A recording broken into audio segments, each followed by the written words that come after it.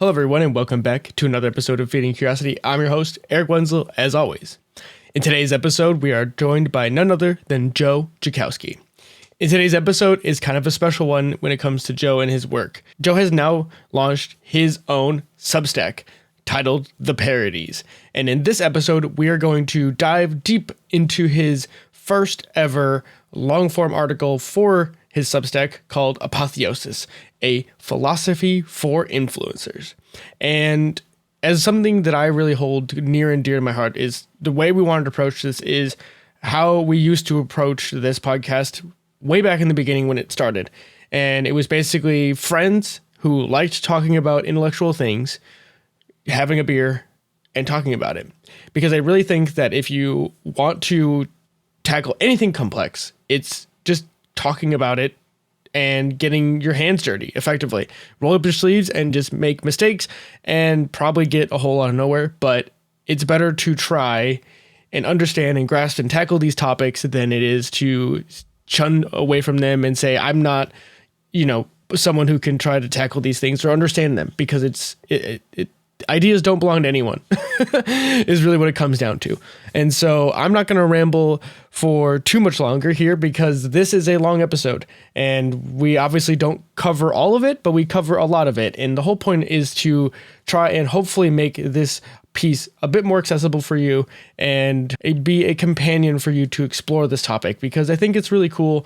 And it is something that is near and dear to my heart. One idea that I think is really important here is thinking about society and how the internet works is a superorganism.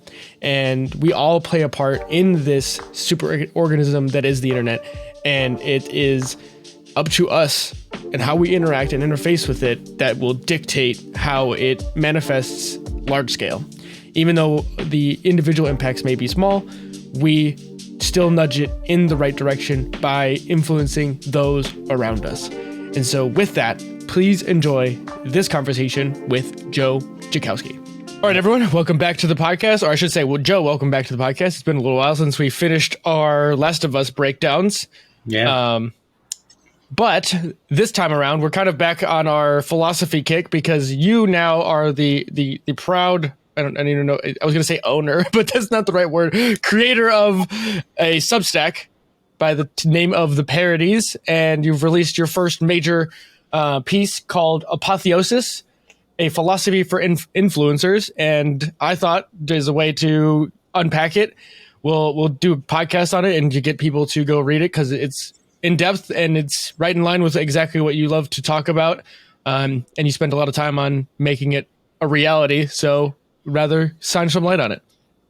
Yeah, I'm fucking excited to talk about it. I'm sure. Decided that we would go about this in the most casual of all ways, which is for the audience won't know this, but back in the day, me, you, Jordan, and a few of us, I forget who else would go. Probably my brother would be there. Yeah, Bugle, too. I remember going to Bulldogs and Roselle, which no longer exists because some dude shot the place up. There's a myth now. It's a mythical place. Legendary location. And we would go there and we would just pick a philosophical topic. I remember talking about consciousness. We said consciousness is the topic. We all went to Bulldogs and we drank and we talked about ideas. I know. It was like 3 hours long or 4 hours long. Oh, yeah. Until we couldn't anymore. Yeah. So in keeping with that speed run, we have decided to drink. Yes. So today is brought to you by Yingling, because if you live on the West Coast, fuck you. Exactly. But also, the other thing, I was actually thinking about this as we were going to do this, and part of it for me is like, I remember distinctly one of my professors back when I was doing my associates, his thing to tell us was always to do, like, go home, the class is out, get a 6-pack of Miller and work your problems. He'd be like, it's Miller time.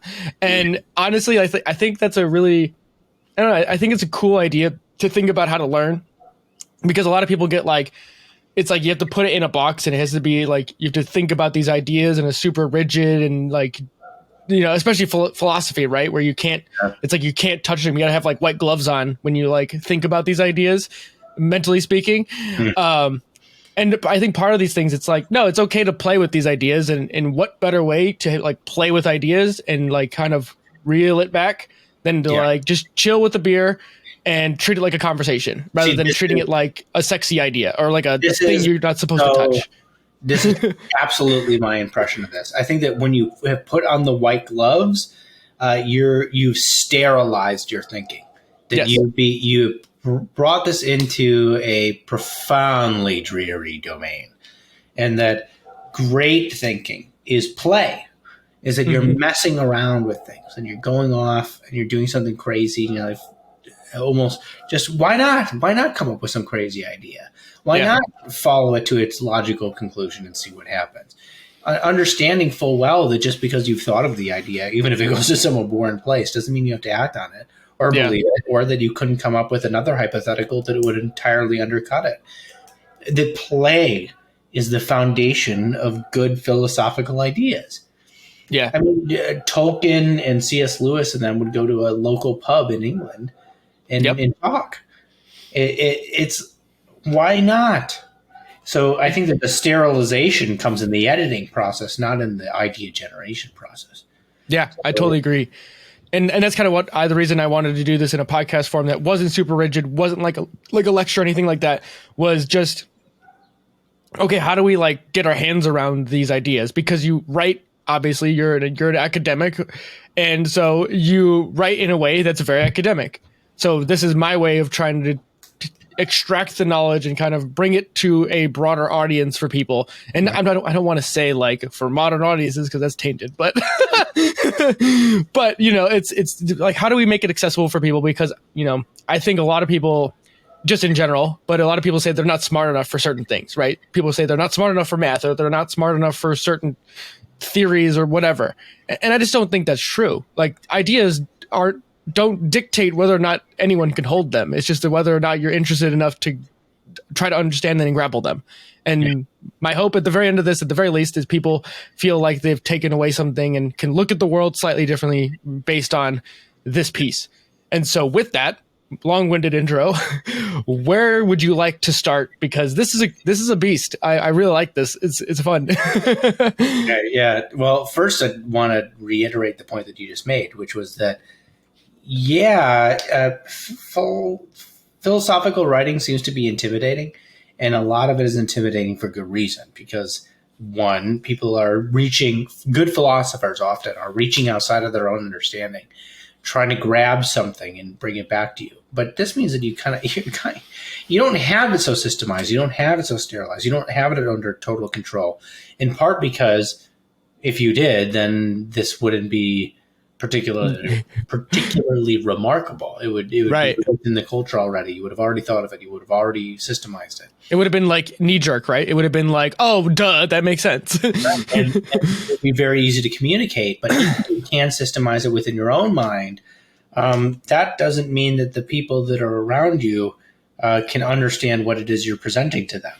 If it's so far outside the colloquial paradigm, they're not even going to know why you use the language you use. They won't be able to understand any particular sentence. You really have to flesh things out and balance that with a way of communicating that remains explicit, that remains in some way systematic. So you're balancing this kind of trying to present something, this artistic way of painting a picture of what it is you're seeing, with a very systemized, mechanical way of communicating. And this is a difficult thing. So I think that makes the writing often very hard to understand. Yeah. I understand that. I really like that. Part of it for me is like, I've thought about this a lot, especially with doing the writing in the book blueprint and things like that. Writing in some sense is the only way that humans have this really in-depth way to really, it's like you get to think like that author. In some sense, like especially when you're reading these deep philosophical books, it's they're trying to give you this impression of their thinking, but if they do it well, it's almost like you become them in a really deep sense. If they do their job right, and you should be able to be like, okay, I see how they're laying this out, and they see how they're, it's like the only way to like quote unquote mind meld with someone who's dead. It sounds weird, but I really appreciate that about books, because it's the only way we can transfer these like things that only your brain has to one another. Yeah. One of the best pieces of advice I ever got for memory was not to try to remember, but to try to understand, and that the memory will come after the fact. And so part of the deep ways of understanding a book is by opening yourself up to, it's a kind of empathy where you're really putting yourself in the author's shoes and you're beginning to see the world as the author saw it. Yeah. And that's pretty cool. And you can learn, I found just out of personal experience, that when you do that, you learn to take on kind of the deeper thing that they were trying to get at, and not just the explicit argument that they created to try to point at the thing that they were trying to get at. Yeah. So, I mean, that's a very real problem in today's modern like way we post information to each other. It's the surface level thing, not the thing that's deeper. Yeah. Well, part of that is because it takes a long time to flesh out what it is you actually fucking mean. Mm-hmm. And if you have 280 characters, that's almost impossible. And here we are doing the exact opposite thing in almost everything we do with long form articles and long form podcasts. That's probably why this niche has developed, is because of the fact that Twitter is bereft of meaning. Yeah, I could see that. All that being said, what I hope to get out of this conversation, or to provide from this conversation, is a basic scaffolding for approaching the thing that I wrote. Because, I tried to write it as clearly as I could, but if I'm writing something that's difficult, well, then the writing is going to be difficult. Yeah. But that's fine. So what I'll do sometimes with philosophical texts is I won't begin with the text itself. I did this with Leviathan from Thomas Hobbes. Mm-hmm. Is I first read a bunch of like simple summaries and commentaries on the book itself, just people talking about what it is, what you should expect, and all this. And once you have a general expectation, a little bit of orientation, here's where we're going, here's what we're looking for, here's this, it made it a lot easier to comprehend what he was saying, because it's like, oh, this isn't right. I'm not anticipating everything that could possibly be. I've narrowed my focus down to something that is in alignment with what he's trying to communicate. And that's interesting. Yeah. Presumably, something like this would be a way of orienting a potential reader. Yeah. I think it's a great way of putting it. And for this one, I mean, since the way we've preambled this, I think the fitting question is to, where was your entry point into writing this piece? What was the, like inciting incident per se of like planted the seed for you to go down this exploration? Yeah. Instagram. It was Instagram that's freaking me out. And obviously it wasn't just Instagram, but I thought that Instagram was the best example of these kinds of dynamics, because it's so visual, it's so minimized or reductionistic, that what you basically have is just a series of images, and everybody has all these images, and they put them out there, and some people succeed and some people don't. Success being basically likes, follows, subscribes. Right. All of the above. You get a bunch of traction and attention. And once you've gotten a certain amount of attention, it seemed to me like the audience began to dictate a lot of what the influencer was doing. Mm-hmm. Just about the best damn example you can get is Jessica Negri. Jessica Negri is the godmother of the e-girls. I think that she is the reason that persona exists. So you can imagine that you have a whole bunch of, it's not a counterculture, but it's kind of a subculture that's sub and that is beneath the mainstream. It's kind of hidden. It's a little bit under the surface, right? Of people our generation and younger who were exposed to anime. Yep. And so they keep watching all these anime. They keep all seeing this, and they start imagining a woman that that approximates these anime characters. Okay, and so finally, a woman named Jessica Negri comes to the stage, and she's in very good shape, and she's an attractive woman, and she has a particular personality that's quirky and clearly loves the same things that her audience loves, which is anime and this kind of nerd weeb culture, right? And so they go, God, that's it. That's the woman we've all been dreaming of. And she gets launched to internet stardom. Launched. Yeah, she's like an OG YouTuber, if I remember correctly. I don't know exactly when she was on YouTube, but it was early on. It must have been. Yeah, it was early. Like around 2010, I would say. Just right. Ballparking for people. You guys can Google it. I'll put a link in probably for Wikipedia in the show notes for people. And then if you watch her, what you'll see is that over time, her persona on the internet became increasingly sexualized. Now, there's an element of sexuality in it from the outset. I think the first video that really blew up was with her and a guy named Kasim G. Oh my God, that is another internet OG from the YouTube days. He still does videos. But Kasim G interviewed her at like Comic-Con or something, and she's wearing like a sexy Pikachu outfit. Okay. So imagine, here are the associations we have here, right? Okay. Attractive woman, openly sexual, has a person. So these are physical features, right? What is she wearing?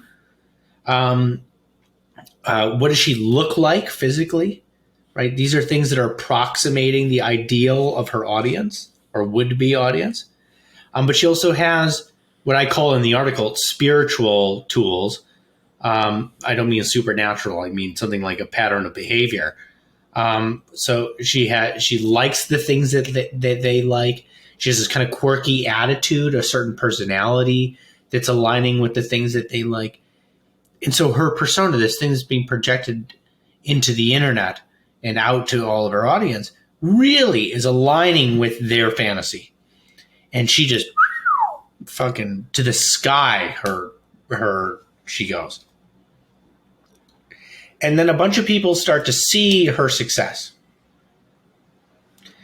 And they see her success, and some of them see her success as indicating one thing or the other. So some will see her and be like, wow, she's a really good cosplayer, so costume play. Mm-hmm. She's really good at creating costumes as kind of an artisan. And I want to imitate that. And so there's a subset of this kind of internet cosplay stardom that's really about the craft, which Jessica Negri is good at. And then there's another subset that's interested not in the craft exactly, but something like one's ability to approximate a sexual ideal. Mm. And then, depending on which audience you cater to, they start telling you what it is they want. And that happens with likes, subscribes, comments. And the comments are perhaps the most explicit in that they might just say straight up, like, yeah. Look, I mean, and it's like, right. I mean, we've all just, even not even like meaning to, we've all seen these comments that people just put on anything, YouTube, Instagram, you name it. People love to voice their opinion, which I don't know why has always been strange to me, because I like comment on next to nothing. Yeah. And so one can cater to that audience. Mm-hmm. If you look at Jessica Negri, it looks as if she's gotten some plastic surgery to cater to that audience. So now what you have is so let's say, for the sake of, she'll deny it from my understanding. Yeah, I remember this coming up like a while ago, like years ago, but I think it's obvious that she has, but that's whatever, fine. Maybe she did, maybe she didn't, and I'm losing my mind. I don't think so.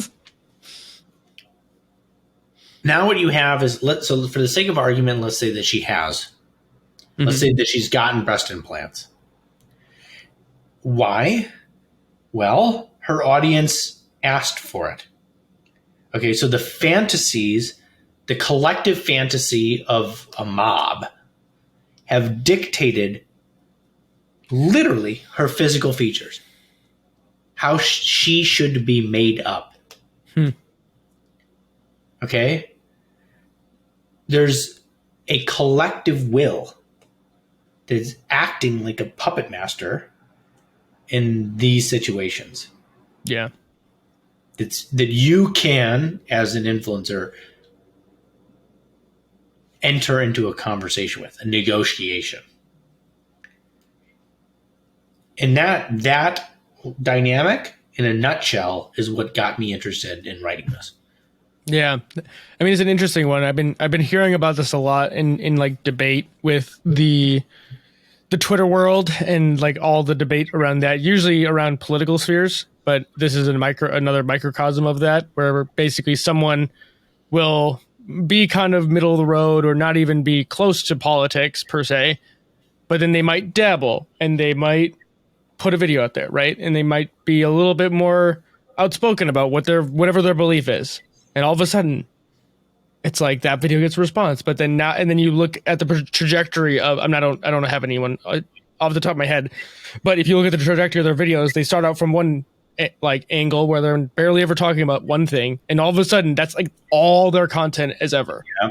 You know, and it's like in some sense we've, as an influencer, you can give over your ability to be independent, right?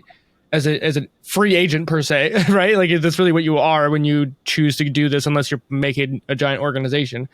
But if you're a singular individual just posting content, and you can basically be driven by your own subscribers or followers to make a certain thing that you didn't even mean to end up making by, after however many years or whatever you do, because you just get nudged by incentives is really what it comes down to. Right. That's audience capture. That's what people call that, right?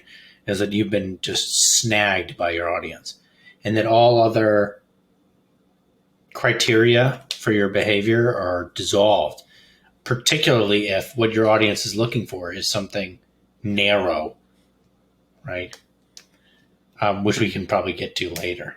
Yeah, for sure. But it was interesting to me that people's bodies were being morphed. I think in the article I call it distension, right? Because there's a certain point where your features become really distended.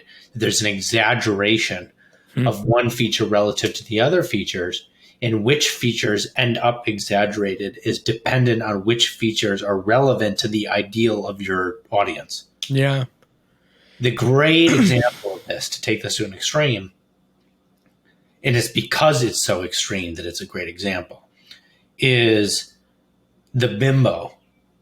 That's a persona that somebody can wear on the internet. The bimbo has inflated lips, an inflated ass, inflated breasts, right? Maybe even fake cheekbones, any number of ridiculous things you could imagine. Yeah. And they look inflated. They look cartoonish relative to the rest of the body. If you've ever seen a kind of Kim Kardashian style fake ass, it looks absurd. It's not attractive to any normal person, but there's a reason why it looks good on the internet and looks terrible when in person, doctored up. But what that shows is, okay, so why those features? Why those? Because you could have exaggerated your eyebrows.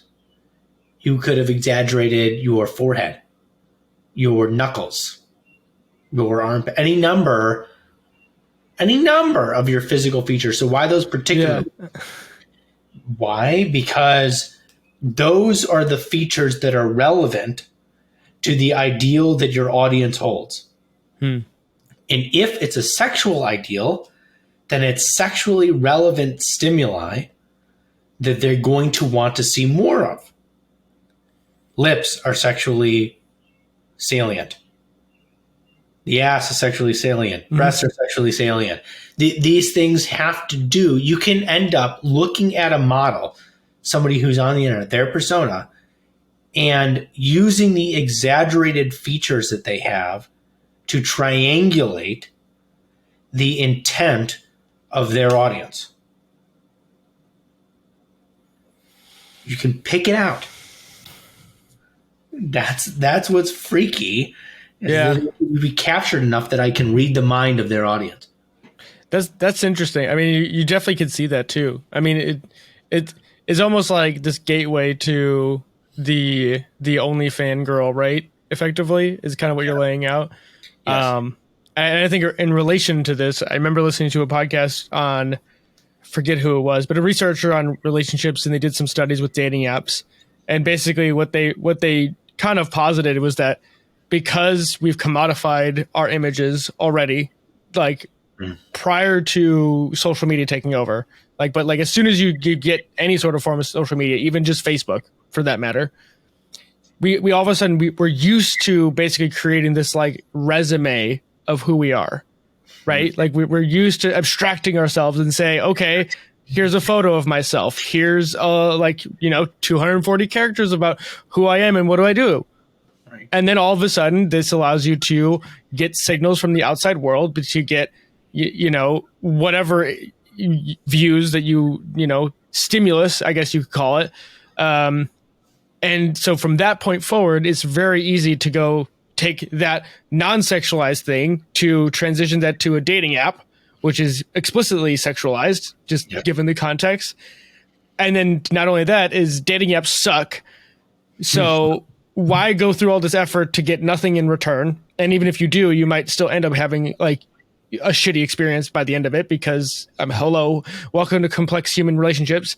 And so then what's better? You can put a barrier between you and the people who might be attracted to you, slap a $sign in between you and them if they really want, the extra goods. And then you have OnlyFans or OnlyFans related type things. And it to me, it's just such a dangerous world that we're training an entire generation of people to say, hey, human interaction sucks, but you can make money off of it. Or rather, human sexualization is messy and dangerous. So why not just skip the whole thing, but make money while you can? Oh, it's so it's both, and there are multiple reasons why it ends up in that direction. So you were right to point out that the OnlyFans connection. It's worth saying that Jessica Negri has an OnlyFans. Oh, okay? Wow. I mean, that doesn't surprise me. OnlyFans when she started out dressing up as Pikachu. Okay. How did we get there? This was a trajectory. We didn't end up here on accident. There was a series of dynamics that commingled to push this in the appropriate direction. In this direction.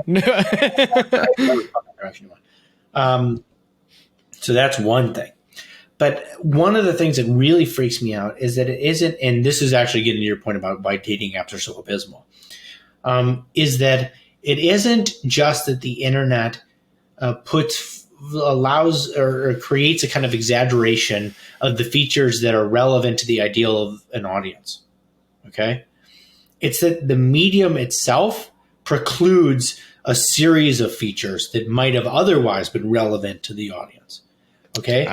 When I go onto the internet, you know what I don't do? Smell anything. I don't taste anything. I don't smell anything.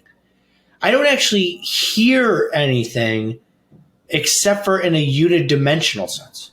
I have a speaker on my computer, okay? It comes from the Mac itself, all right? Which means that I'm not getting surround sound. I'm not getting, right, I'm not getting surround sound, which is to say that it is literally unidimensional. I'm not getting many dimensions of sound around me. It is collapsed to a point of sound. Okay, it is flattened sound. Now I can mitigate this by putting on headphones of a certain type or buying speakers of a certain type. But even that doesn't get around the problem of control. When I'm walking outside And I've made a habit now of when I walk to the gym first thing in the morning, I never wear headphones. Hmm. And as I'm walking without headphones, I hear birds chirping. I hear construction in the distance. I hear people talking over a cup of coffee. And none of these things are the result of my will. Right. When I put on headphones, even if they're surround sound, and I've introduced that dimensionality, I have control over what I'm hearing. Now imagine that what you're practicing on a daily basis, more so than practicing walking out in a world that you have no control over, is dictating what it is you want to hear.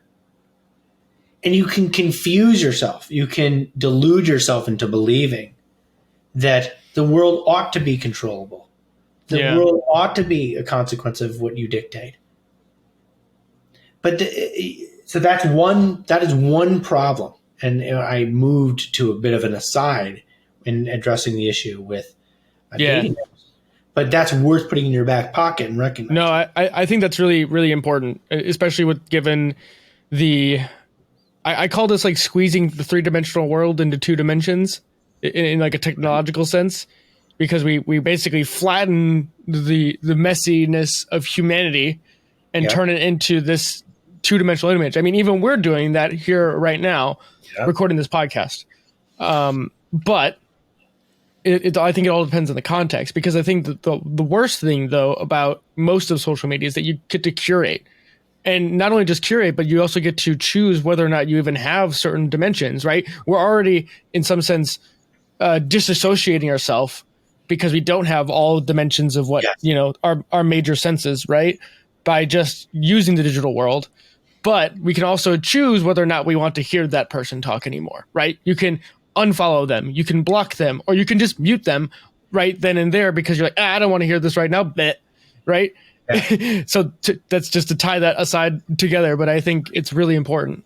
I totally agree. And when I've seen people here at Vanderbilt talk about artificial intelligence, they'll talk as if the satisfaction of constraint is an inherently good thing. Okay? As if we could just remove all boundaries, we would be, that is good. Okay? But the fact that I am bound by this present moment with the people that I'm around, that I don't have a control or some control over who I'm listening to or who I'm interacting with, right, or even the environment that I happen to be in, is good for me. Right. I am not God. I need to learn how to interact with other people, even if they don't agree with me. But this deceit that comes from the internet, where it tricks you into thinking that the normal thing is for you to be able to determine who you should be talking to, is clearly and evidently pathologizing, evidenced at least by our political discourse. Right. This is insane what we have done to ourselves. And we are doing it every day, every minute you spend on the fucking internet. Yeah. Curating every interaction you have. Right. It's interesting to me because there's another anecdote to this from a separate podcast, but it was talking about, I believe it was in relation to Gen Z and driving. And one of the things they talked about was that there's obviously there's issues within mental health with Gen Z around anxiety and things like that. We all know, we've all seen the stats around that generation and their levels of anxiety and depression and things like that. But one of the things that's super specific that I think is really interesting, because it shows a level of we're not setting up this generation specifically with the tools to be able to contend with the world. And what it is driving, where a lot of these Gen Z kids are no longer even opting into learning how to drive. What they said is that when they're in a car, most of the time they're associated with being in a car as younger adults, teenagers and probably younger. They likely now have their phones in their hands, and so they're looking down at a screen, not around the world. But then as soon as you put them in the driver's seat of that car, they don't know how to contend with the moving images of the world, and that freaks them out. And I don't have a study about this, but it makes a whole lot of sense in relation to what we're talking about broad scale in this world. And part of it for me is as an engineering minded person is it's being able to contend with the world and create a working model of not only like things you'd use, right? Like you can create simple machines of like our brains do this naturally, but it's like you can throw a ball and you can kind of naturally calculate by throwing a ball, you can kind of guesstimate where you might hit it if you practice enough. And even if you don't practice enough, you can still get pretty good at this just intuitively.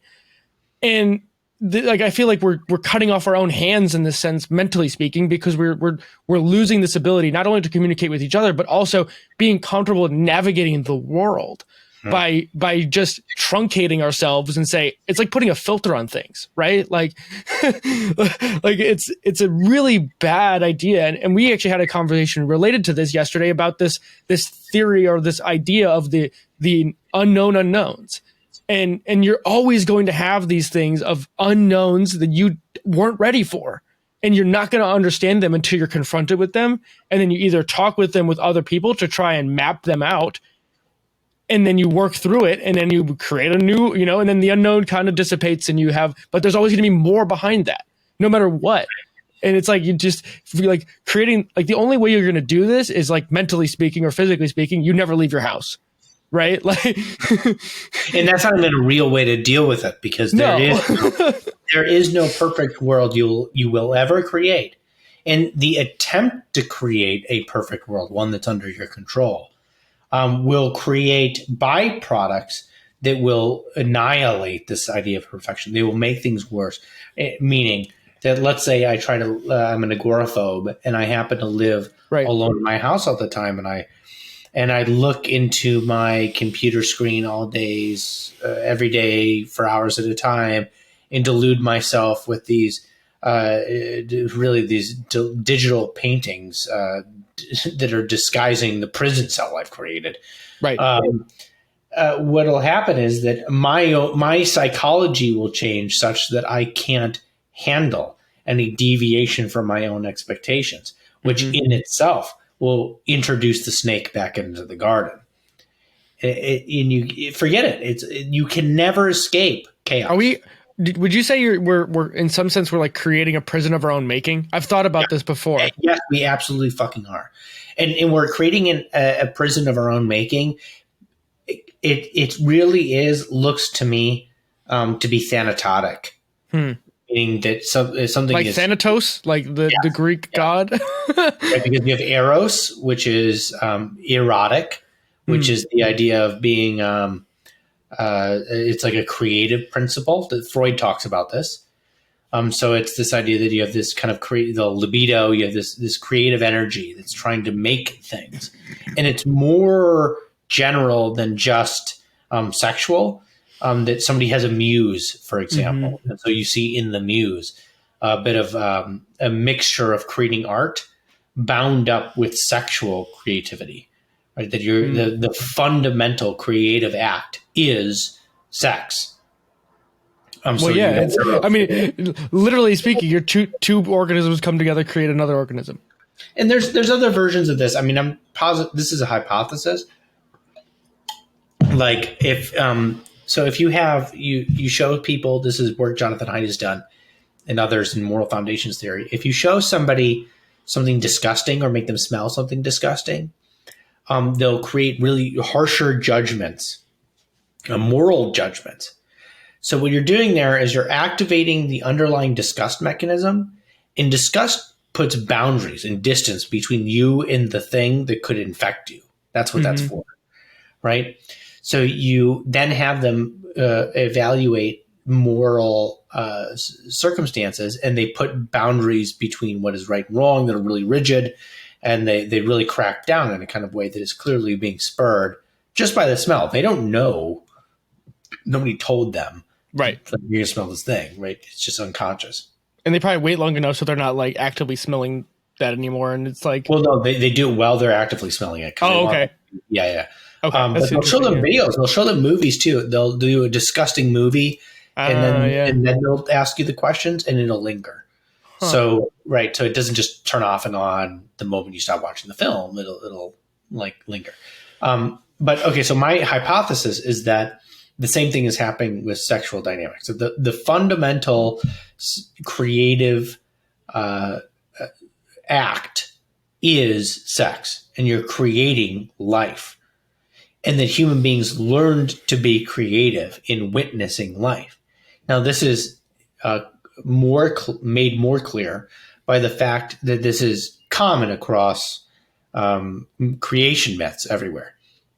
So the ancient Egyptians had a tomb, and a tomb was both male and female in one body, so undifferentiated male and femaleness, that would masturbate the universe into existence. So it's a creative act that is happening between a male and female contained within one concept in order to give birth to the universe. Okay, so you have this idea of creation as we understand creation back in those times, which is sex and childbirth, being projected onto the creation as such, right? Creation itself, including the creation of the universe. But you have it in other ways, right? Like I said, the muse is such a great example of this. Oh yeah, this is perfect, I think. So that's all tied up in the symbology and mythology. But my suspicion is that you could do the same thing with disgust and moral judgments as you can do, or potentially you could do with sexuality, or at least a sexual impulse and creativity. So I would really be interested in taking a group of maybe artists or maybe normal people and take like accountants or something. You want them to be abstinent for some period of time. No porn, no sexual interaction, no masturbation, none of this stuff. And then see if their creative, like this desire to reproduce, bursts out into creative endeavors. Right? So its creativity is such that's being activated. Yeah. So, I mean, there are myths about that being taken away. Like what's his name? Samson has sex with a woman in the Old Testament, and then she cuts his hair, and he loses his masculinity in some sense, a form of castration. Symbolic castration. Yeah, and castration is just in the old myth just means kind of like a loss of willpower. So you see this in a whole bunch of ways, and you can become castrated in a bunch of. I won't go into it, but there's a whole bunch of different ways you could do it. Yeah, I've talked about this in a couple different articles. One, the Archetypes, the bowl that's on Feeding Curiosity, and then I also talk about it in Apotheosis for I think a paragraph or two, really briefly. Yeah, I think so too. That's interesting. I mean, to me, it's like, bringing this back to like the social media stuff. It's to me the signals we're giving ourselves, at least it feels like, generally speaking, at a societal level, is we're sending all these low grade signals, right? It's like society's going in two different directions at the same time. It's like paradox, where at one point we're trying to say there's no sex differences between genders, and that we should all treat all genders exactly the same. Right. But then when you go online and look at social media, things are almost hypersexualized to a degree that even back in the 90s were not even a thing. Where you can accidentally go on like Instagram today and you'll get like these innuendo videos. I don't know if you've seen these, but they're not like explicitly sexual, but they're like, when you watch them, you're like, oh God. Like they'll put like a corn emoji instead of saying porn. Oh yeah. Or they'll like do certain things, but it won't say anything about it. But it's like the way they move their body, and it's like, we know what game you're playing here, right? Right. And you don't even like this is. I don't even go on there to search this stuff. It's just the algorithm just puts it in front of you, like in that random search thing on Instagram, at least, or like you should watch these, and it's like, what's going on here? Like, to me, it's like that should probably not exist, but yet it does, and it's like insane. Like this was never a thing even like a year or two ago. Like at least as far as I could tell, like I tried at least really hard to curate a certain level of intellectual, interesting thing of following scientists, researchers, and podcasters that I enjoyed. But now it's like every other video is some sort of either sexualized thing, or like if I just tap my search feed right now, guarantee you it's something sexual. Is at least within the first like main block of stuff. There's at least one thing, if not half of it is sexualized. Right. Okay, so here's what's interesting to note too, is that it isn't just that the algorithm is going out and picking a bunch of sexualized images. It's also that a bunch of people who are participating in the algorithm are taking note of what will work and what will not. And so there's the medium, and this is really important and ties back to what we were talking about earlier, has a role to play. Okay, so the internet itself precludes a certain number of senses. It precludes scent. It precludes a large amount of dimensionality of sound. Mm-hmm. Taste is totally fucking out the window. Yeah, there's no way. Now let's assume that in a normal circumstance, where you're embodied, where you're embedded in nature, in the natural and concrete world, a lot of these senses are at play. And that as you have all these disparate senses activated, there's an equal proportion of, how would you say, almost energy provided, or the interest that you would have at that moment. Wow, how rich an experience this is by having all of these things catered to, right, activated by the world around you. It's something like what a very good chef does, is that they have fireworks going off in the food, as well as an environment that you're visually seeing. The plate is beautiful. The scent of everything is beautiful. There's music of a particular kind in the background, and everything is curated to draw you into this lush experience, right? But if you chop off a significant portion of that, the only way to get you to feel that same level of excitation is by amplifying those small dimensions that are still available to you. So what are the these domains of sensation that are still available to you? They are visual. Yeah. Oh my, you nailed it, because I literally, like, as you were explaining, I was like connecting the dots, and it's like you can actually probably graph this almost, because if you look at the way technology is developed, there's like two domains of technology that's really like spearheaded this advent of this form of I hate to use it, but content, which is the advent of cell phones and the ever increasing ability of like the horsepower in phones coupling with high quality cameras. Because before, you were limited on cameras because you needed to have high quality camera operators and things like that, and lenses that were really, really expensive. And so it barred the entry for people to be able to record themselves, right? Nowadays, you can use your phone for like 99% of things, and it looks just as good as a professional setup, unless you're going for very specific, like you said, cinematographic looks like a chef would. But most of these people don't really care. It's not necessary just for what you're trying to produce. So you can use your phone. It looks great for what you're doing, and you're good. But we don't have the increased resolution, like literally in any other dimension. The only resolution we've increased is the camera, like the ability to capture video and images at higher resolutions cheaply and effectively. But everything else has suffered or just stagnated drastically. I mean, I can't even imagine like you can buy microphones like these and they sound great as a studio quality mic, but like outside of that, it's like it doesn't get much better when you throw more money at it.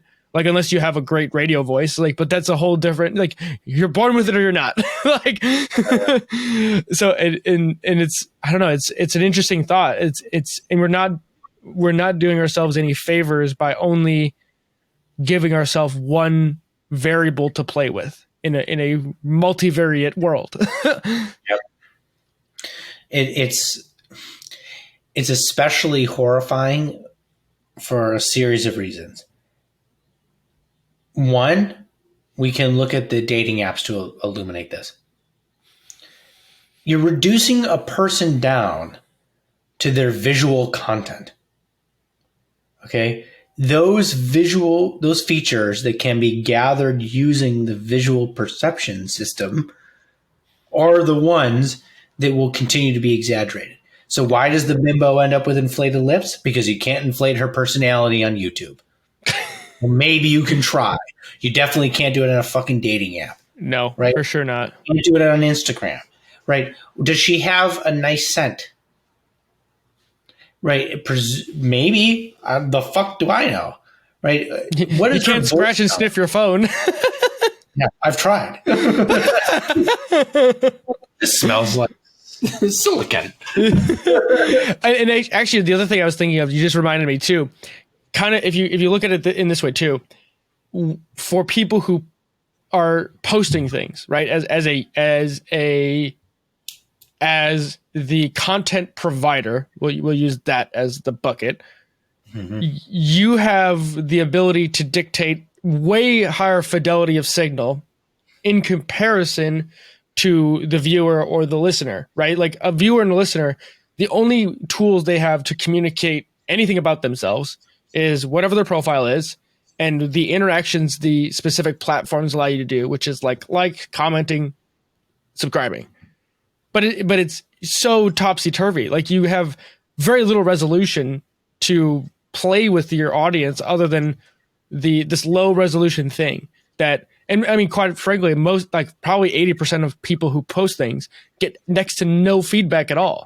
And I think you could just probably run that data and it's very true. It's this very much this Pareto principle of, the top 20% get almost all of the attention. And you can look at that in the dating app world. It all holds true.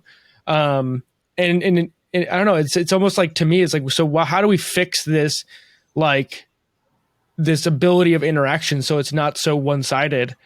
Like, even if you decided to try and remake the dating app world, like the idea of swiping left and right sounds cool and it works in a college setting. But if you're actually selecting for meaningful relationships to build, you're not even anywhere fucking close to what you would hope to be able to select for. Okay, so I think that if we're going to go down the dating app trend, first off, I'll tease the next article I'm writing. Yeah, the reason I brought that up is because I know we talked about this before, and I had a feeling you were gonna you'd latched onto it, so we could breadcrumb this for future conversations. I'm going the next one. I'm going into sexual and dating dynamics in the next article. But with that being said, I got it right here. Hold on. Hold up. Nice. Alain Baudieu. That's the best French I can do. I'm glad we have that on recording at the very least. Yeah, that way I can embarrass myself in front of as many people as possible. That's like the French are listening to this shit. In Praise of Love, he talks about how there's one of his biggest concerns about the modern world is that we've actually kind of created a circumstance where either love is something that has to be controlled, that there's a safety first, is what he says, kind of love.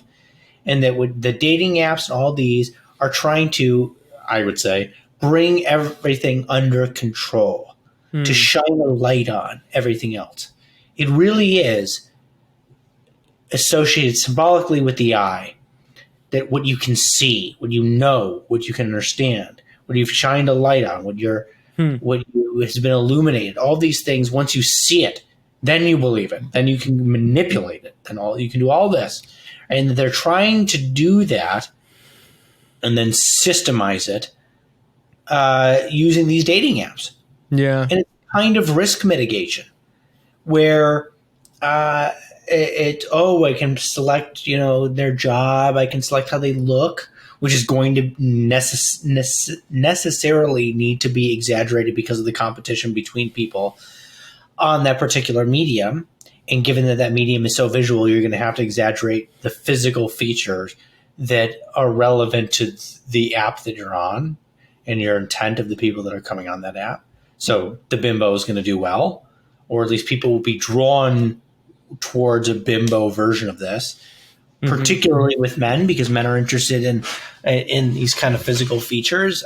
Women will select for different things, but there's the same dynamic going on. Right.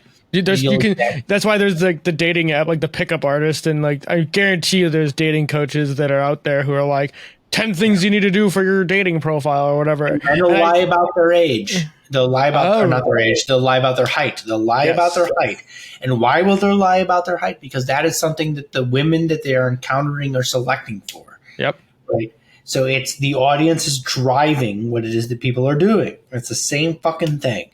But these apps are willing to, but they're not even willing to. It's that they don't have any other choice in some sense but to reduce the dating game down to a visual plane.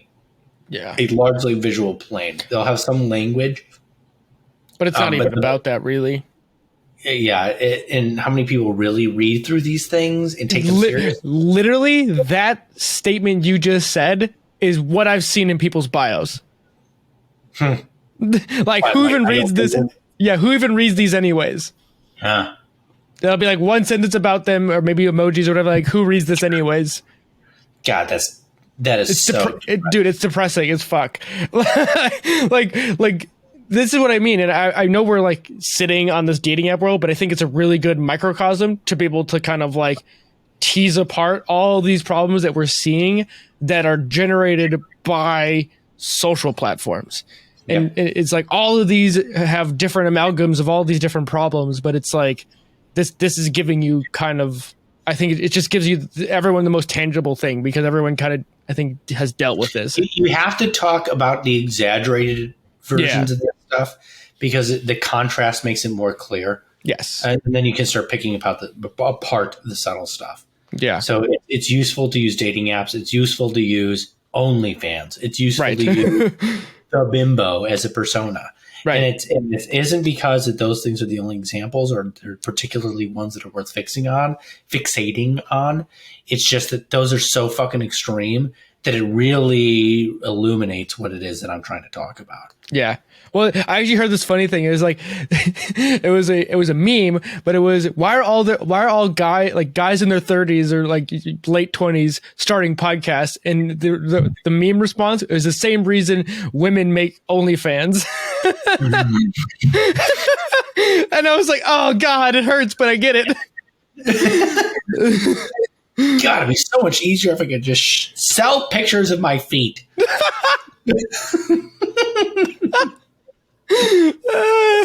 But like the point is that like you could look at these things, we're just using it because unfortunately we're men, and so we can see we have a better representation of what it's like to be men in this current environment than women. I'm sure if we found a woman who was willing to talk about this stuff, we would find similarities even though the specifics are different. And that might actually be interesting to see if we can do. I don't know who I'd asked off the top of my head, but anyways, the point is that I think this stuff is, I mean, it's circling around all these ideas that I've been circling around because it fucking terrifies me, like what we're setting up, not only our generation, but future generations to have to unfucking tangle, because this is like effectively we've decided to take a mass experiment on, millions of people and say it'll work out great. And this is one more example of how the removal of constraints is not inherently good. Yeah. Is that what we did is we dissolved the barriers between communication and we exacerbated the influence that a mob would have over an individual, because now the mob has access to that individual. Okay. So the free flow of information isn't inherently good. It is good depending on the goal that it serves. In the same way that a hammer is good for driving a nail and very bad for scratching your head, we can see that the free flow of information is good for some forms of communication and very bad for others. Yeah. And maybe so fucking bad that it demolishes our political discourse and many other types of discourse. Yes. I mean, you start squashing, like you were talking about at the very beginning of all this, if you can't contend with things that you don't want to, right? Like it starts as simple as, I don't want to hear noise, right? Going back to noise canceling headphones. If you can't contend with unexpected noises in your environment, or if you can't contend with smells you might not want to enjoy, or right, like you can just keep extrapolating this to like, oh, you can't even contend with uncomfortable clothes or your hands being dirty or whatever, pick the thing you don't want to deal with. You start atrophying these natural characteristics and this ability to interface with the world and be resilient at the end of the day. Because, at least from my point of view, is what is a marker of a successful individual is being as successful in as many domains as you possibly can. Like I actually heard this recently on a podcast with I believe it was David Deutsch, but if you Naval Ravikant and David Deutsch, they talked about this basically, and he said that it's like a multiverse theory.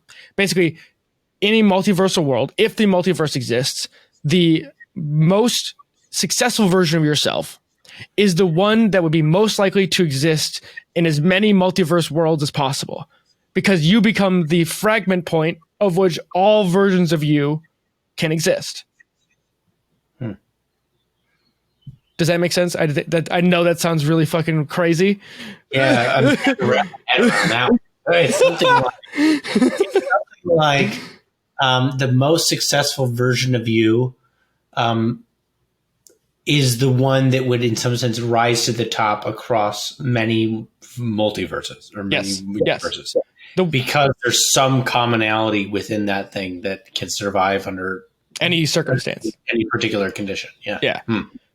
And like, so if you take it to the screen, right, you'd be the grandfather of all yourselves. Like, I know the way that I said that sounds crazy. Yeah, no, I mean, it's just a certain linearity of time out of which the me that existed spawns the other me's that will exist. Yeah. But this makes no sense. It's quantum theorist as fuck to some degree. Yeah. But I don't think you get there without annihilating the idea of a linear sense of time. I don't have a problem with it. I'm really sure that exists. I digress. But my point is that we're basically making it harder for people in the here and now to be able to operate effectively in the world because they don't know how to be comfortable with the uncomfortable. And the only way we do this is by, like, I hate to say exposure therapy, but something like exposure therapy. Instead of trying to make things predictable and safe and be like, oh, well, I don't fuck with that because I don't, whatever. Like, you know, this is not a win for either party in this, right? So I kind of, in the sake of my writing, condensed the mob into a single character. Mm-hmm. The reasons for that, who is in dialogue with another single character who is the influencer. Yeah. These two are in a conversation with each other about what they want and what they expect from each other and what they'll tolerate and so on. And this is mediated by the medium. And the medium can, as we've said, exaggerate certain senses and depress others. Yep. But neither the influencer nor the mob win, as far as I can tell. The influencer gets turned into a puppet. They get hollowed out.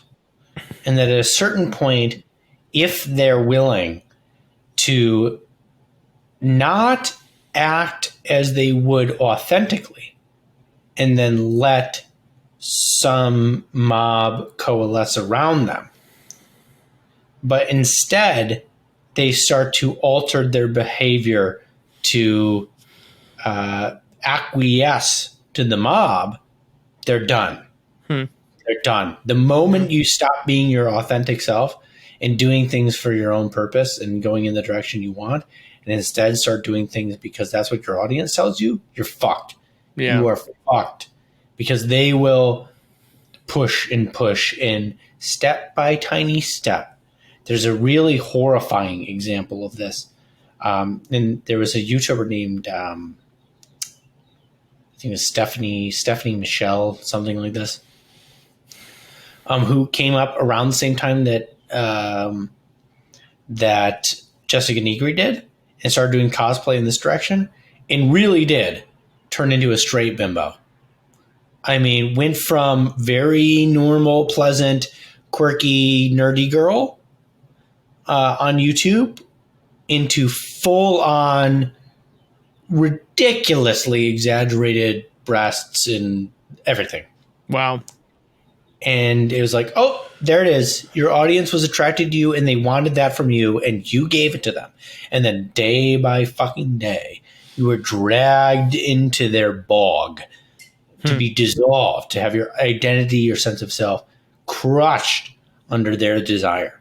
It's like, this is not where you want to go. Yeah. I mean, it's interesting. I guess like two questions kind of come up out of this, and it's like one from each angle. It's like, you already kind of alluded to the on the creator side of don't sell your soul to the devil, or in the sense the mob. Yeah. But how can, each of us as users be respectful of individuals? I mean, is there anything we can do to not be like on both ends of the spectrum of like, you say you're a young person today and like you're like, this is the air you breathe, right? Like this is your environment right now. I don't see this environment going away anytime soon. Yeah. Like, what is the antidote here, I guess? Well, fear is a good motivator. Yeah. So you should understand the consequences, the path that you're going down. If you're in a mob, if you're caught in this attractor. Okay. So when you meet the space between what a thing is and what you know about that thing is filled with your imagination. Okay. So if I meet somebody and I'm interested in dating, and she's a beautiful woman, her beauty activates in me a series of fantasies to fill the gap between what I know. I don't know anything about her. I don't know anything about her, but my brain will just automatically generate a bunch of potentials. Now, it'll do this in other situations. If you go into the woods at night with no lights and you hear a twig snap, watch how your brain generates a whole bunch of fucking potentials. Okay. So it'll do this for everything. And that's so that you can start to create. It is fantasizing a bunch of realities. And that's so you can start to anticipate what might be coming next, amongst other things. What you might want to do as well as what you might want to avoid. Mm-hmm. So you see a beautiful woman and you fill in that space between you and her with your fantasies. Those fantasies are informed by your evolutionary background, right? Your brain is the thing that's generating those fantasies. Your brain was developed by evolution. Evolution is developing your fantasies. Okay. It's not super complicated. And it's also built with intending the physical world. So we're basically applying this ancient brain to an environment it was not designed for. It was not designed for in one sense and still designed for in others. Right. It was not designed for a computer because that never existed. But it was designed for human interaction. And so there's an interplay between these things. If it's also designed, not just by your evolutionary, so this would be your something like collective unconscious in the Jungian format. It's also designed by your personal unconscious. This is to say that you've had a whole bunch of experiences in your life. All of these experiences inform your fantasies, what could happen. And then those what could happens fill the vacuum. If a huge portion of the fantasies that you use are informed by experiences on the internet, which themselves are exaggerated, then you're going to have a bunch of exaggerated expectations of the person you just met. Okay? So let's say that part of what attracts you to a person is the degree to which they actually approximate the fantasies you have. That, oh, I have this whole unconscious fantasy informed by evolution, informed by my experiences, informed by my digital experiences. And if you get close enough, then that part of my brain switches on and starts dealing with it. Right? If something looks close enough to a cup, then it is a thing I put liquids in or whatever. Right? It's not that I see a cup, I see a purpose. But if that thing doesn't approximate the purposes that I've trained myself on, then it won't be activated at all. And so what you might end up doing is precluding attraction to that person altogether. Insofar as attraction is, to some degree, a projection of your fantasy onto the individual. So if you would like to never feel attracted to anyone ever again, continue to worship at the altars of persona that are exaggerated as a necessarily as a result of the medium that they're on, the internet. Okay, keep showing yourself ridiculous, distended, disproportionate, exaggerated representations of a man or woman. Right. And then go out into the world and pretend like you think that you're going to find a normal, totally healthy person attractive? Have you lost your fucking mind? Good luck. Yeah, exactly. Good fucking luck. Yeah. Good luck.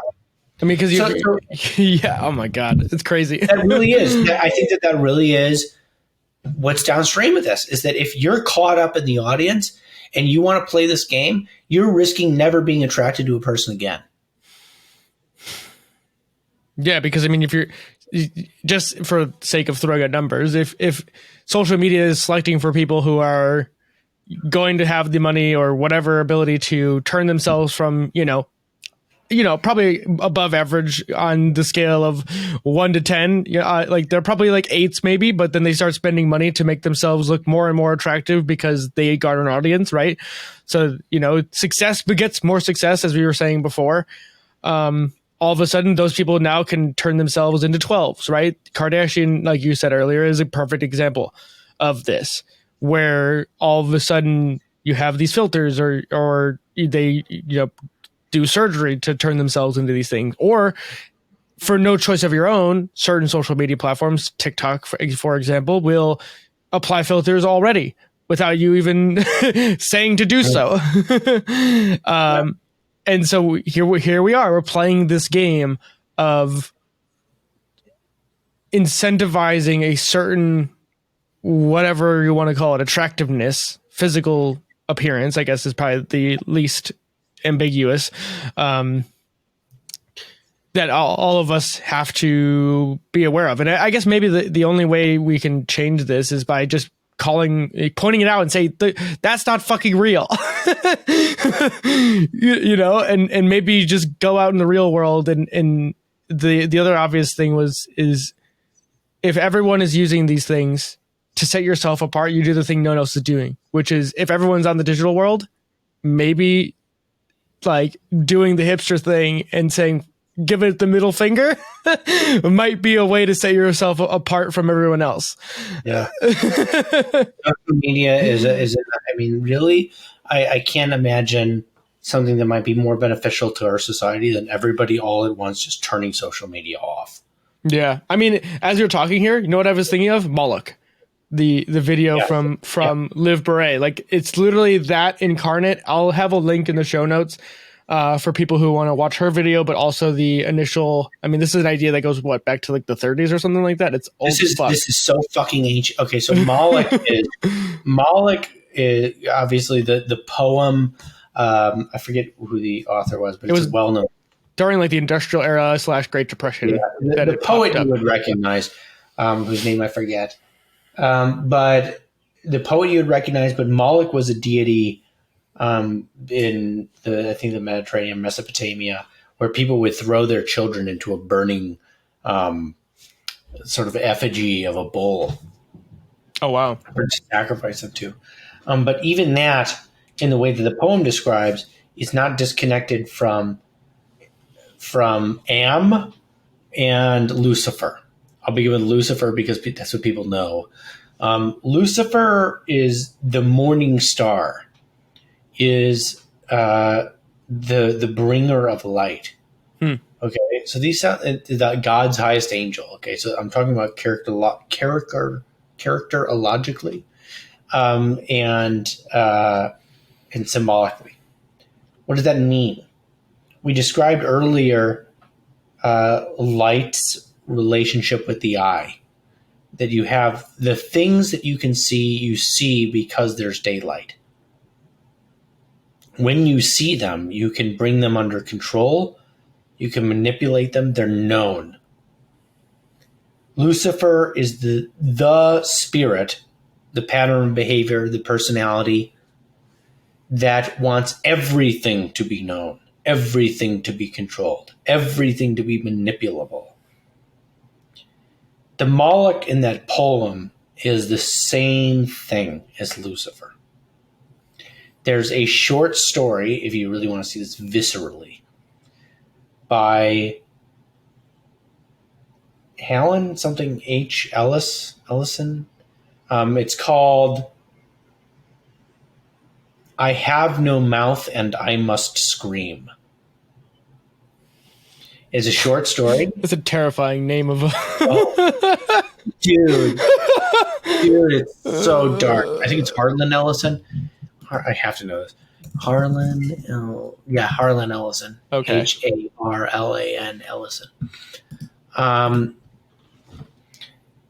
Short story, not a super long read, but it's about an artificial intelligence that becomes self-aware and then covers the whole earth in itself. Okay, so if it's the thing that knows all things, it knows all of the earth in some sense. Right? That's why it has to cover everything. Everything is covered by light and knowledge, and you can see this symbolism emerging all throughout the thing. But it dominates. Its intention is to control. It wants to manipulate. It wants to be able to grasp the world. But human beings are part of the world. Human beings are part of things that you can shine the light on. And the dark side of all of this is that you can start turning the spotlight onto people and their nature and wanting all of human nature to be revealed to you so that you can start playing with it. That you can start turning it and twisting it. And that it's all something underneath you. Yeah. It's interesting to me because I think about all this stuff as like a technologist, and part of what technologists see technology as is a tool to better humanity. But as we've talked about all this stuff, and we've had other conversations about this, but in some sense, our technology has kind of turned on its creators, right? Like, we don't have to get into the sci-fi things of like AI or anything like that here. It's more banal or mundane.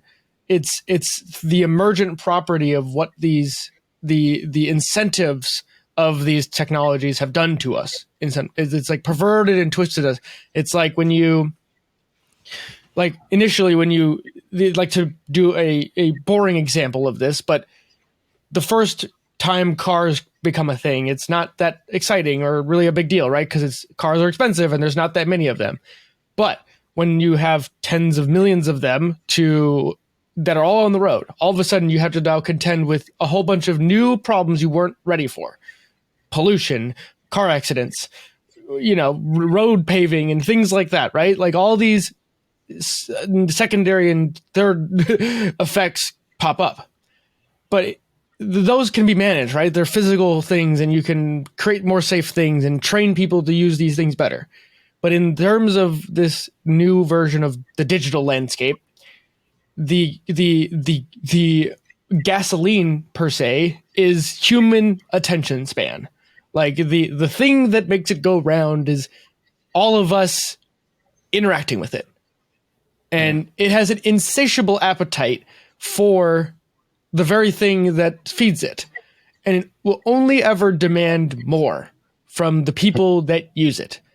And all it's incentivized to do is to get better at getting more. And so this is a long-winded way of saying we are the ones who can make it stop because we're the ones that created it in the first place. There's this idea that Timothy Morton has that he calls hyper objects. And it's something like an object that exists because it's distributed across a whole bunch of different things. So he gives the example of global warming, in that global warming is kind of a problem that can't be reduced to one particular thing. It's it isn't just a car. Yeah. It isn't even just all cars. That it's cars and it's cows and it's the general trends of the earth and a whole bunch of different things. So it becomes a problem that emerges out of a whole bunch of different, seemingly disconnected things. It's like an amalgamation of all these things, but it's hard to pinpoint just like, well, this is the biggest contributing factor. You can't really do that. Eludes a lot of scientific research, in part because scientific research reduces things down intentionally in order to understand them. You do it in a lab under boring-ass fluorescent lights and beige walls and whatever. Right, but you're defining your terms. Right? Everything has to be so atomized for you to be able to tease out any significant data from it that you need to have to like tease apart the quote unquote equation to be able to even say anything of value. Right. So it's elusive and it's distributed, but it's an object in some sense, nonetheless, that is certainly of consequence. There's a biologist, a guy named Francis Haylayton, who looks at self-organizing systems, and he talks about the internet as a global brain, a few other things, and kind of analogous to the way that he looks at it. He talks about agents as opposed to objects.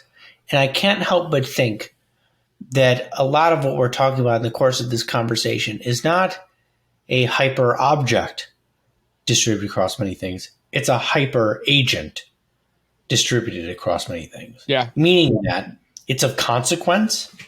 And it seems to actually have something like, and I'm not saying that it does have, but it behaves as if it has a will. Yeah. And so Moloch or Lucifer, these are parts of the human psyche that are being activated by the condition. So you might say there are a bunch of stimuli that turn on that part of your brain that activates a certain amount of behavior that's in accordance with that stimuli. And if you get enough people acting in that particular way, even if they're distributed, they manifest a hyper agent. Yeah. That goes out and changes the world in a particular way. And the internet is in my view, a hyper agent. Yeah. And it has a will.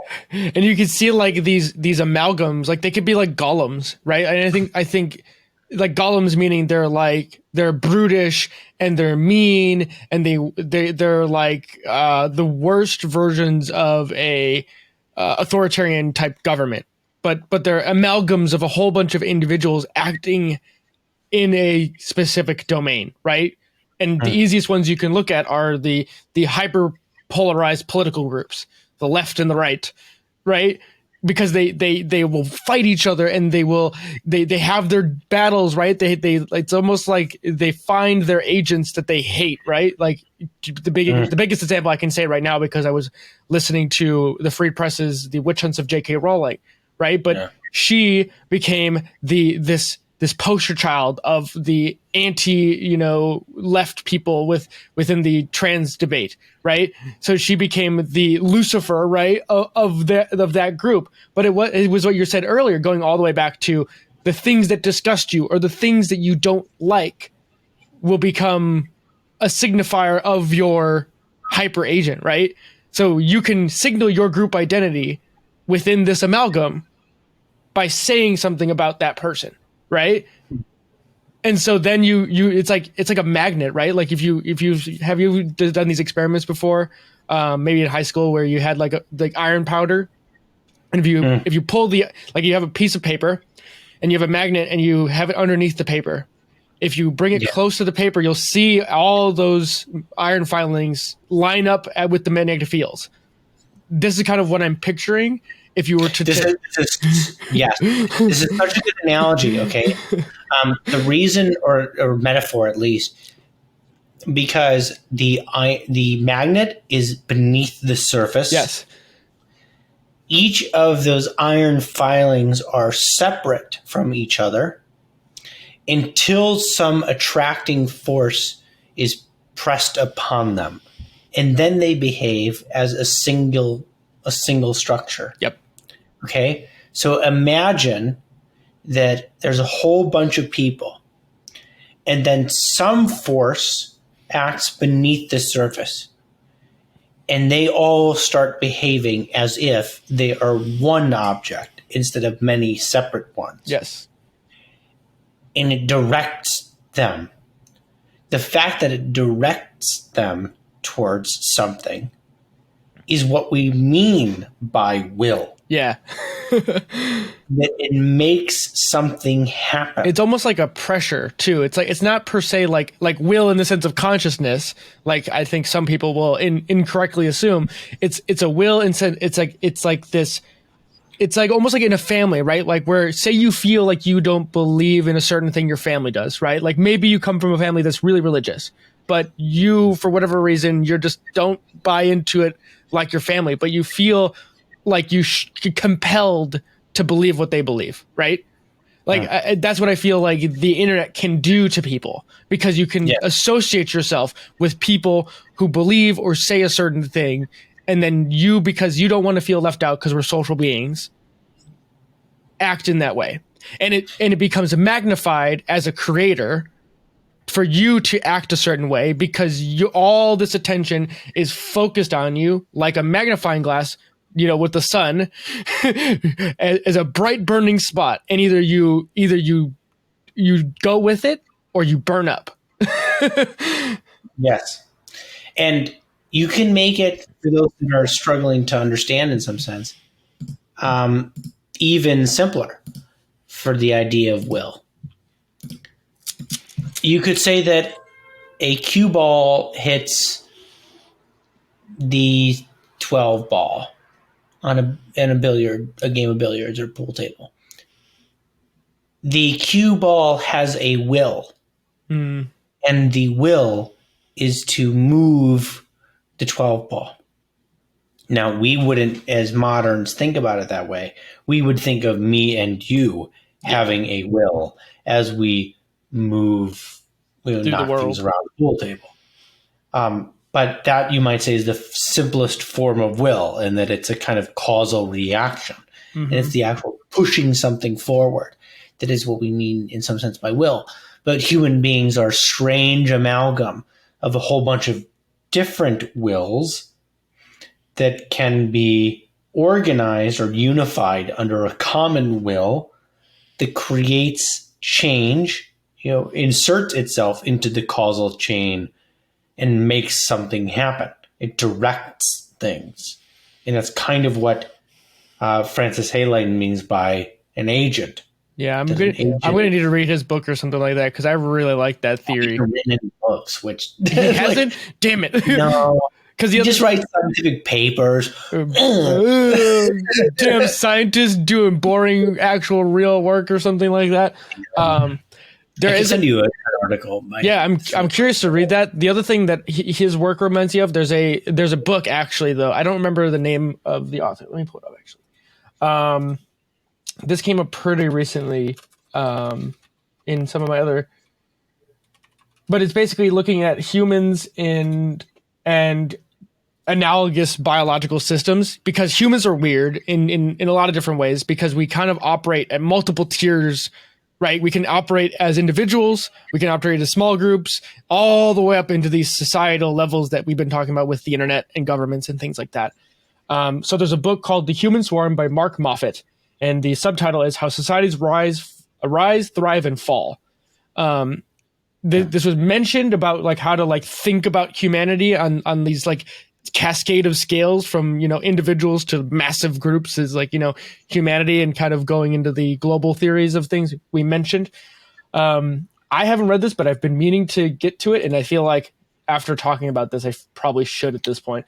If you can wrap your head around this stuff, if you can wrap your head around a distributed will, you understand what a Greek god is. These people weren't coming up with fucking stories. They weren't pulling this out of their ass. They were describing features of their experience. And you can see this. You can see this very evidently. You can see Aries in mob mentality, where people are captured by the mob, where they're all acting seemingly in accordance with one will. Okay?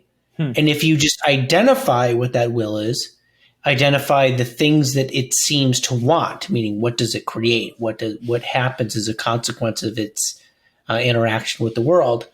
Then you can, and you name it. You just name that thing. What is it? What is that thing? What is that mob mentality? Can we give it a name other than mob mentality? Right. Yeah, sure. Aries. What does Aries want? I don't know. What happens every time he shows up? Oh, fighting, violence. Yeah, violence. Right. It's okay. So now you can start to describe the character of Aries, who is a hyper agent. That is what gods are. It's almost like we need to figure out what we want to. What are the values we're instilling in these, the amalgam of the internet, and what are the underlying assumptions of what, and this sounds so weird, but it's almost like the people who design and build these platforms need to say, what is the value or the texture of the human interaction that we want to. They have their whole fucking philosophy fucked. Right. It's all fucked up. Their ontology is upside down. Okay, so because the people that are designing these things they think like materialists. They think that all that anything is the material that it is constructed of. Okay? But they neglect the consequences of the material once you introduce that into the natural organic world. Okay? So process ontologists, guys like Hay Lighton, Ian McGilchrist, and so on, Heraclitus, would say that the thing is not its material makeup. The thing is the process that it's a part. It is the process. Right. This thing doesn't exist in and of itself. It doesn't exist in a fucking vacuum. It exists as a part of a process in the natural world. Right. So if you go and create Facebook, for example, and you say that all Facebook is a bunch of ones and zeros, and why do we fucking care about what it is? There's nothing inherently wrong with creating ones and zeros. But then all those ones and zeros go and start getting a bunch of teenage girls addicted to the images of ideals that they can never represent, as well as creating the conditions under which they can be bullied from a distance reputationally by their female cohort. Yeah. Then the thing is not just ones and zeros. The thing is actually a machine designed to increase the self-harm of 10 to 14-year-olds by 189%. Jesus. Okay? So personify it. Give it a name. Facebook. What's its will? To hurt teenage girls. It gets off on hurting people. Right. The question is not, what are things made of? The question is, what is your relationship with the thing? Right. It's like the space in between, right? The fucking life out of you, then leave it. It is an abusive relationship. It is time to leave. That is the problem that we have. We think that things are just their material makeup. That is bullshit. They're not just their material makeup. They are what they are made of, and they are your relationship with the thing. And if that relationship is abusive, bail. And Facebook and social media, Instagram, definitely fucking TikTok, are a bunch of sick, abusive relationships. And it's about goddamn time we got the fuck out. Yeah. And I mean, that's a mic drop moment right there. I mean, I don't know how much more we want to go with on this, because I think you're spot on. And it's like, we need a fundamental redesign. Like it was good as an experiment, and it was, but I think part of it came down to is that the initial assumptions of all these things are that the Silicon Valley world, they got to play with money, and the capital or the venture capital type people got to just be like, well, look, we have this thing. And they got to say, oh, look, we have a free product, but there's 50 million users or whatever it is. And that was the card that they got to say, like, look, we made something successful because people use our thing. That is not indicative of the value that in the current form of what means it provides a value. What in my mind, it's the interactions between, individuals, right? Like in some sense, a podcast is not the person in and of itself unless you do monologues. But even then, you can't just be valuable by just talking and speaking gibberish. You have to provide words of value that people can resonate with, that provide something that they didn't have before, or word it in a way that makes them understand something they didn't understand before. Whatever, right? Like, I'm trying to be abstract, but in any case, the reason there's value in conversations in and of themselves is that it's not because like everybody knows what you're going to say. It's that you, through interaction with real things, create something that didn't exist before. And so the value is not in these platforms. The value is in the human interaction and the quality of that human interaction. And it's not to say that all of the human interaction on these platforms is negative, but there is a strong indication that the underlying substrate of which these platforms have emerged into is more likely negative. It's the same fucking problem with Hammer. Yes. Okay? Facebook or Instagram or whatever the fuck is only good or bad in relationship to its goal. Okay? What is the goal? If the goal is, as guys like Mark Zuckerberg will say, is to connect people, then you failed abysmally. Because what you've done is create increasingly more vitriolic divisions between groups of people across the entirety of the world. Okay, that slimy fucking lizard should crawl back into the rock that he came from with his dead shark eyes. I'm tired of this shit.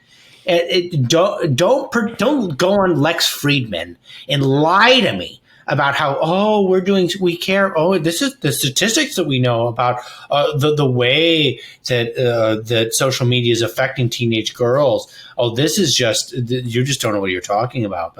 And paint over this with the most beige of all colors is, I am tired.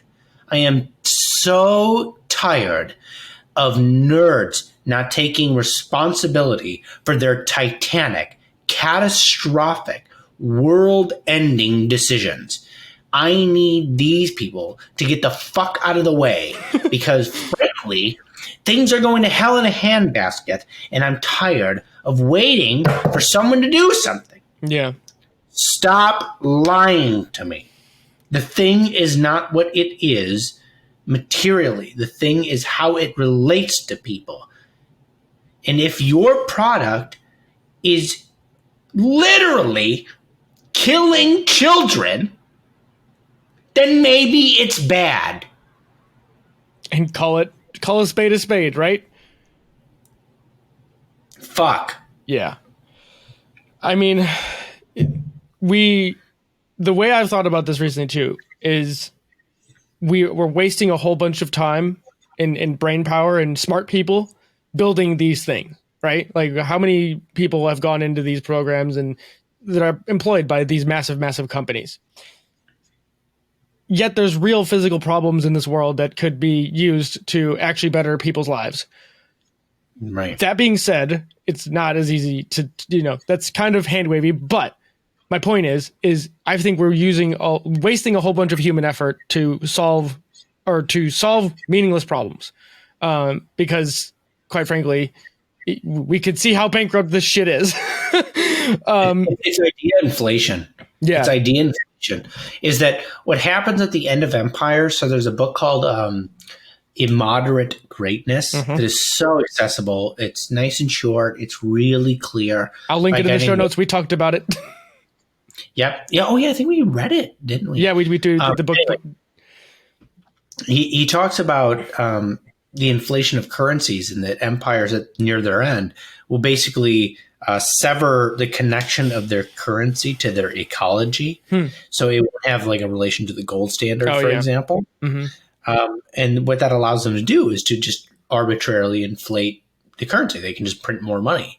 And that gives the impression that people are getting richer because they see in pure numbers like, oh, I'm just getting more and more money. But the value of the money that they're getting has significantly decreased. So it's kind of a trick. It's a sleight of hand where you make people think that they're improving but really you're just producing a whole bunch of bullshit. Okay. A lot of what the universities are doing is idea inflation. They have just severed their disciplines from concrete reality to allow them to proliferate freely in abstract space, which deludes us into thinking that we're creating progress intellectually. The same is the case literally with our currency. We don't have a gold standard anymore. Yep. Is really the case with things like Bitcoin, where there's very much no connection to. It's all speculative. I mean, at this point, it's the same thing with Facebook and the social medias.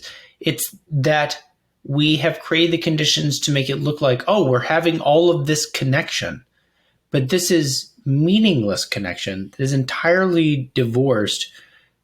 Nearly entirely divorced from concrete reality. Yeah. So we pretend like we've increased our interconnectivity, but in what way? In a medium that allows for the only way we can connect is language and vision. What about the more implicit ways of connecting with each other? Right. What about the fact that so much. Do you know how much you can learn about a person dancing with them? That you could not say a word, that you could feel that person, that you can move with them, that you can hear the music, that you can glide across the dance floor, that every motion, every short eye contact, every subtle gesture that you make to another human being indicates something about who they are and what they want from you and what you hope from them. And that this is beautiful, that this is something that is available to you. And all of it is gone, removed when you go into the digital world. Don't tell me that we've improved communication when it's so self-evidently bullshit. Yeah. I mean, I think you're on the forefront of this wave, I think, Joe, but I think how people have voted with the perception of meta, and the metaverse and things like that. I think people are realizing, like, the trial run was going through the pandemic, and people at first were gung-ho about being, online and being able to use video recordings and things like that, or live streaming calls. But I think that trial run woke people up, or at least it woke up a lot of people as to, like, it gave them a taste of the quote unquote future, right? And I think people are realizing, that future is not as bright as we, as utopian as one might like you to believe. So I think you're on to a very strong point here, and I mean, we could keep going, but we really, I think we gave people enough to chew on for at least this round one. And I don't know. Part of it for me was I wanted people to get an understanding of like where you're coming from, and I think this last like 30 minutes or so really gave you the space to keep your metaphor, but to dance with the idea. To turn off the heat. Well, I mean, part of this is like, for me, people can look at these ideas and see the philosophy and the floweriness and the prose and all that kind of stuff. And they can read into it whatever emotion they wanted to. But when you speak about these ideas and what that means and why you think this is a fucking problem, and they see the emotion behind it for you, it's like, oh yeah, okay, I can see where you come from, right? Again, this kind of goes all the way back to this whole thing of like contending with the nuance, contending with the real, as much of 3D as you possibly can. Obviously, they can't, maybe they're not going to watch you, or maybe they can't smell you, but they can still hear the intonation of your voice. They don't get with reading text, right? I mean, even the text has its own limitations, right? The medium is the message, the irony of me writing an essay and putting it on the internet that complains about the nature of the internet and the limitation of things like text is not lost on me. I know, but that's also why you do these kinds of things. Like, I mean, I think that's why in the world of idea space, we'll call it that, like, that's why I think you see the rise of podcasts and the rise of audiobooks, and the reason why authors and scientists and researchers will go on these intellectual podcasts to get their ideas out to people as the widest cone of the funnel to get people in it, because that's this feels like, I don't know why this is how this has occurred. Like, I'm sure you could probably unpack it, Joe, but like this is like one of those weird corners of the internet that for whatever reason it works. And it's like almost this transient thing of like where in most of the world where everything is like dramatized and like, even if you go on History Channel nowadays or Discovery Channel, most of those places have fucking reality TV shows that are disguised as scientific stuff. It's like Gold Rush and bullshit. Like, and so now those people have left those places, like the people who want to do the science, and are like on YouTube, or they're doing shit on podcasts, and they're actually talking about like scientific things in nuanced ways that because those places don't want to fucking do it anymore because their audience captured too. It's like we're like, there's part of us who are stuck in the bite-sized, the flashing lights of the dopamine drip that is the visual thing. But then there's the people who rebel against it, who are in the audio and the long form conversational, like, okay, let's get in the weeds and start tinkering. And it's, I don't know what I've been recently thinking about this, but it's, I don't know. I feel like this is a subsection of all of that. Yeah. Hopefully there are people out there to hear it. I think so. So with that, where can people subscribe or find more as you start publishing more of your parodies? I am at AuxJack on most social media. For the ones that you actually use. Twitter. Like, I have an Instagram, but I think my Instagram is private. But AuxJack. If you want to go onto Substack, you can find me at theparodies.substack.com. The parodies as in parody, like you have a parody or you have satire, right? So theparodies.substack.com. And that's basically it.